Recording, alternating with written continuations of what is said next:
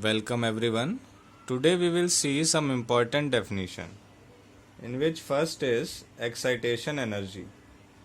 The excitation energy of an atom is defined as the energy required for its electron to jump from the ground state to any one of the excited state. Energy required of an electron to jump from ground state to any one of the excited states.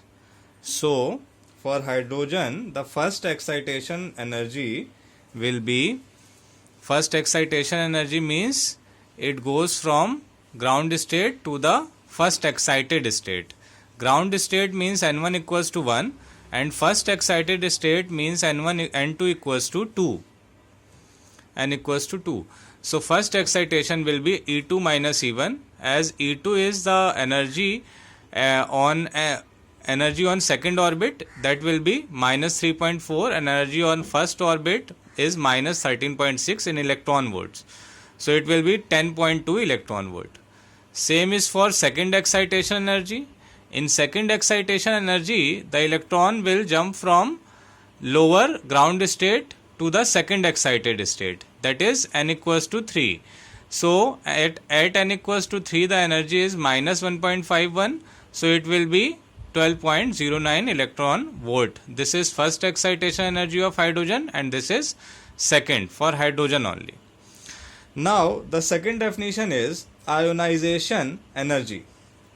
Ionization energy, it is defined as the energy required to knock an electron completely out of the atom.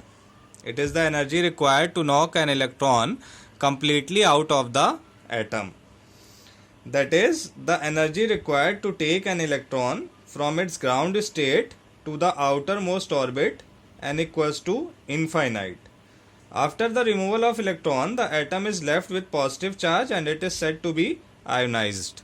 So the ionization energy, it goes from a lower energy, that is ground state, to the higher state, to out of the atom, that is E infinite. So energy at infinite will be 0 and energy at first ground state, it will be minus 13.6. So it is plus 13.6 electron volt energy is required. Now last definition is excitation potential. It is the accelerating potential which gives to a bombarding electron sufficient energy to excite the target atom by raising one of its electron from inner to the outer orbit. So it can also be different. It can be first excitation potential, second excitation potential, and so on.